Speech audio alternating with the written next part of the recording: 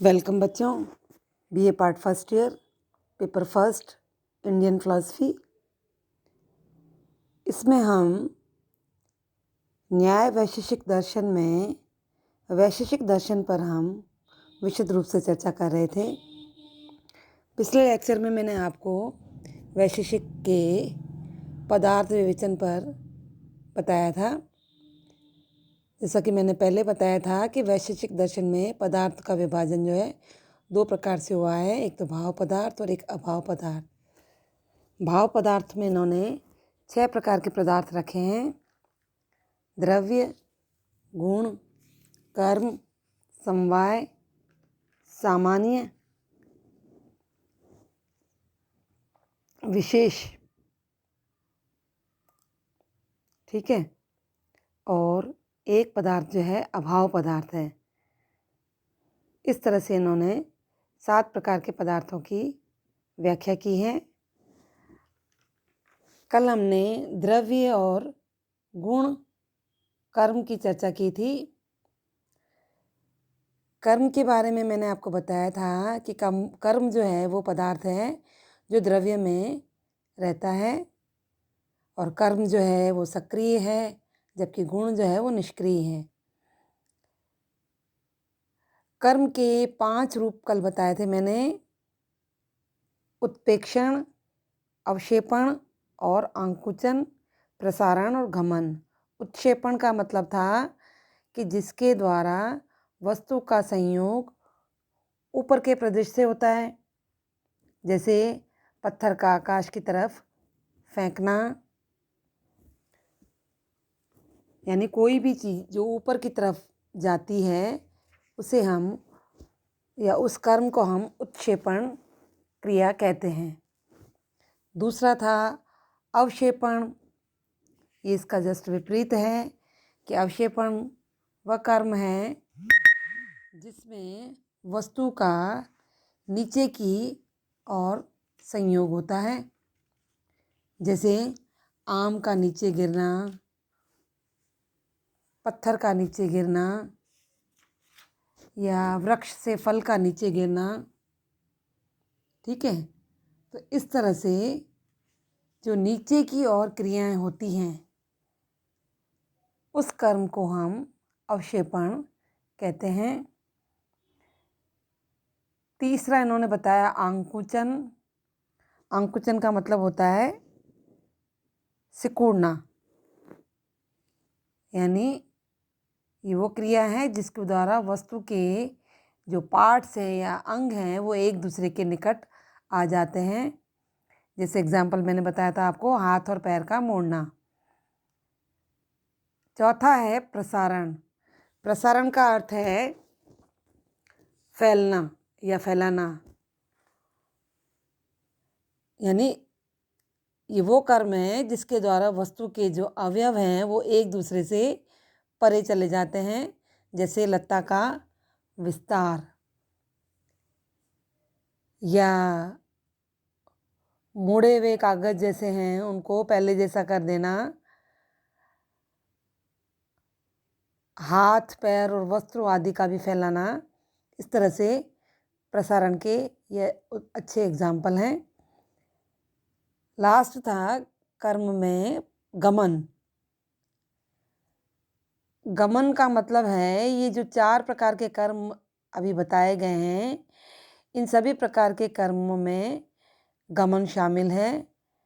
जैसे भ्रमण करना, आग की लपटों का ऊपर की ओर उठना, दौड़ना, ठीक है, चलना, ये सारी क्रियाएं गमन के अंतर्गत आती हैं। इस प्रकार ये तीसरा पदार्थ वैशेषिक ने कर्म को बताया है। आज हम करेंगे नेक्स्ट इसका जो पदार्थ है समवाय। समवाय के संबंध में न्याय और वैशेषिक में थोड़ा अंतर है। न्याय दर्शन में समवाय के 2 रूप माने गए हैं: समवाय संबंध और संयोग संबंध। समवाय का मतलब होता है नित्य और अलग अलग प्रकार की वस्तुओं में जो पाया जाने वाला संबंध है और वो भी संबंध ऐसा संबंध जो अयुत्सित वस्तुओं के बीच में पाया जाता है। अयुत्सित का मतलब होता है ऐसा संबंध जिसका हम विभाजन नहीं कर सकते हैं, या जो दो चीज़ें जो हमेशा साथ साथ संयुक्त रहती हैं।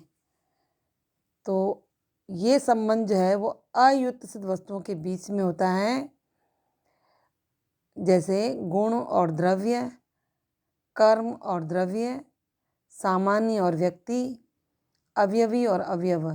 ये सारी अयुत्सित वस्तुएं हैं। इन वस्तुओं के बीच में, यानी गुण और द्रव्य, कर्म और द्रव्य, सामान्य और व्यक्ति के बीच में समवाय संबंध मौजूद रहता है। उदाहरण के लिए, जैसे धागे में कपड़ा, गुलाब के फूल में लाल रंग, बहते हुए पानी में गति।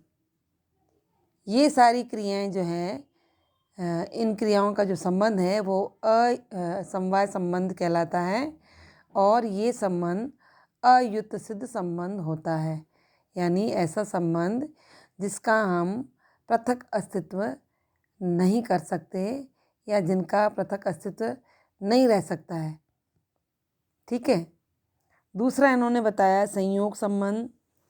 अलग अलग वस्तुओं का कुछ समय के लिए परस्पर मिल जाना, ये संयोग संबंध कहलाता है। और ये युक्त सिद्ध संबंध है, यानी इन्हें अलग किया जा सकता है। ये संबंध क्षणिक भी है और अनित्य भी है। अनित्य का मतलब है जिसका विनाश संभव हो। क्षणिक का मतलब जो परिवर्तनशील है, जो क्षण क्षण बदलता है। तो ये युत्सित संबंध है, इसलिए इसको क्षणिक और अनित्य माना गया है। संयोग संबंध का एग्जाम्पल, जैसे नाव का जो पानी है या नदी का जो पानी है, नदी के पानी के साथ में जो नाव का संबंध है, ये युत्सित संबंध है। जब नाव नदी में चलती है तब तक नदी से उसका संबंध रहता है। जब वो किनारे पर आती है तो नदी से उसका संबंध छूट जाता है। ठीक है।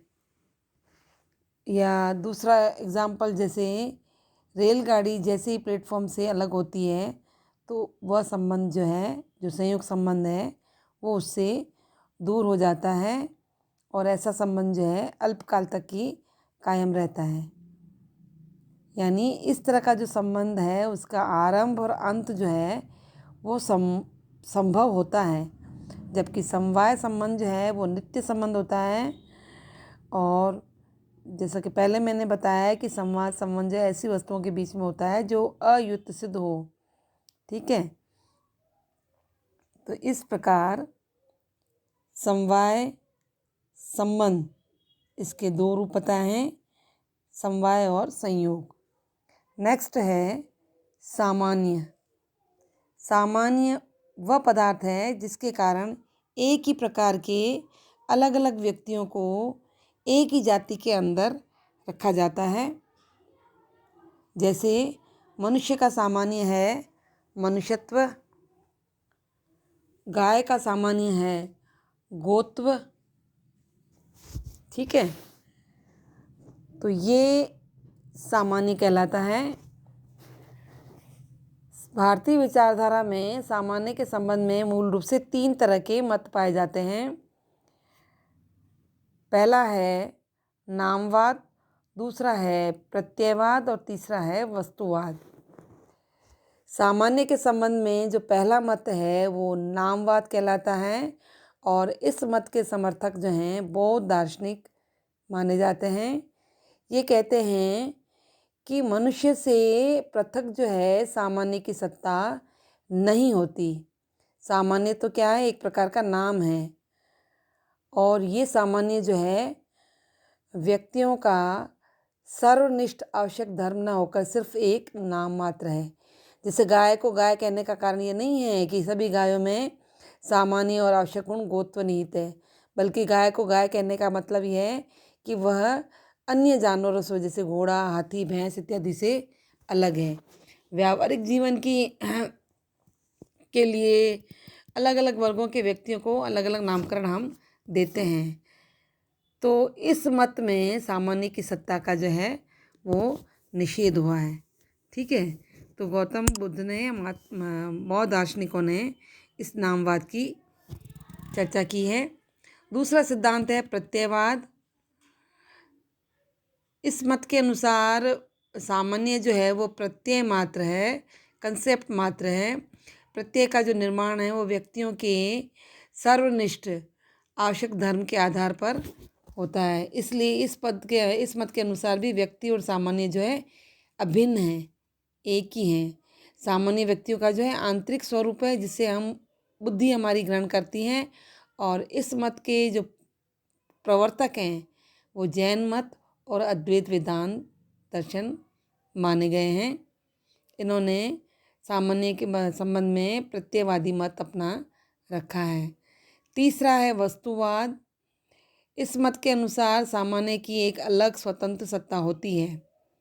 सामान्य जो है व्यक्तियों का नाम मात्र अथवा मानसिक प्रत्यय न होकर के एक यथार्थवाद है। इसी कारण इस मत को उन्होंने वस्तुवादी मत भी कहा है। इस मत को मानने वाले हैं न्याय और वैशेषिक दर्शन। इन्होंने सामान्य की विशेषताओं को इस तरह से व्यक्त किया है, नित्यमेकम नेकानुगतम सामान्यम, यानी सामान्य नित्य, एक और अनेक वस्तुओं में समाविष्ट है। यानी एक वर्ग के सभी व्यक्तियों में एक ही सामान्य होता है। इसका कारण यह है कि एक वर्ग के अलग अलग व्यक्तियों का एक ही आवश्यक गुण होता है, और मनुष्य का सामान्य गुण मनुष्यत्व है और गाय का सामान्य गुण गोत्व है। यदि एक ही वर्ग के व्यक्तियों के दो सामान्य होते तो वे परस्पर विरोधी होते। तो सामान्य की दूसरी विशेषता ही यह है कि सामान्य जो है नित्य है, यानी व्यक्तियों का जन्म होता है, नाश होता है, परंतु उनका सामान्य जो है अविनाशी होता है, वो कभी सामान्य समाप्त नहीं होता। उदाहरण के लिए जैसे मैंने आपको बताया है कि मनुष्य का जन्म मृत्यु होती है, परंतु उनका सामान्य मनुष्यत्व है वो हमेशा रहता है, शाश्वत रहता है। इसलिए न्याय वैशेषिक दार्शनिकों ने सामान्य को अनादि और अनंत माना है। सामान्य की एक विशेषता ये भी बताई गई है कि एक ही सामान्य वर्ग के अलग अलग व्यक्तियों में समाविष्ट रहता है। जैसे मनुष्यत्व है वो सामान्य संसार के सभी मनुष्यों में है, गोत्व है तो सामान्य विश्व की सभी गायों में समाविष्ट होगा। इसी कारण सामान्य जो है अनेक व्यक्तियों में समवेत रहता है। सामान्य की तीसरी विशेषता से यह भी हम निष्कर्ष निकाल सकते हैं कि अकेले व्यक्ति का सामान्य नहीं हो सकता है। जैसे आकाश एक है तो आकाश का सामान्य आकाशत्व को ठहराना हमारी भूल होगी। वैशेषिक कहते हैं कि सामान्य जो है वो द्रव्य, गुण और कर्म में रहता है। द्रव्यत्व सब द्रव्यों में रहने वाला सामान्य है। रूपत्व जो है सभी रूपों में रहने वाला सामान्य है, और कर्मत्व सभी कर्मों का सामान्य है। तो विशेष, समवाय और अभाव का सामान्य नहीं होता है। सामान्य में सामान्य नहीं होता। यदि सामान्य का सामान्य होता तो एक सामान्य में दूसरा सामान्य और दूसरे सामान्य में तीसरा सामान्य, इस तरह से हमें मानना पड़ेगा। और इस प्रकार चलते चलते एक अनावस्था दोष से हमें उसका सामना करना पड़ेगा। तो इस दोष से बचने के लिए सामान्य में सामान्य की सत्ता नहीं मानी गई है। ठीक है, वैशेषिक ने सामान्य के 3 भेद बताए हैं, पर, अपर और परापर। पर सामान्य वह सामान्य है जो सबसे अधिक व्यापक है, और पर सामान्य का अर्थ होता है सबसे बड़ा सामान्य। उदाहरण के लिए जैसे बीइंग गुड यानी सत्ता, ये पर सामान्य का उदाहरण है। इस सामान्य के अंदर भी सभी सामान्य समाविष्ट होते हैं। दूसरा है अपर, यानी सबसे छोटे सामान्य को अपर सामान्य कहा जाता है। इस सामान्य का उदाहरण है घटत्व। यह सामान्य घट में सीमित होने के कारण अपर है, और बीच के सामान्य को परापर सामान्य कहा जाता है। यानी इस सामान्य का जो एग्जाम्पल हम देंगे वो है द्रव्यत्व, यानी जो घट की अपेक्षा बड़ा होता है और सत्ता की अपेक्षा छोटा होता है। तो सत्ता जो है वो द्रव्य, गुण और कर्म में संवेत है, जबकि द्रव्यत्व सामान्य सिर्फ द्रव्य में संवेत है। सामान्य का यह भेद जो है व्यापकता की दृष्टि से अपनाया गया है। ठीक है, तो इस तरह से सामान्य पदार्थ का विवेचन हुआ है। नेक्स्ट है विशेष। विशेष जो है वैशेषिक दर्शन का 5वां पदार्थ है। यह सामान्य के ठीक विपरीत है। विशेष जो है नित्य द्रव्य की वो विशिष्टता है जिससे दूसरे नित्य द्रव्यों में ये पहचाना जाता है। Your phone's mobile data is turned off, so I can't help you with that at the moment.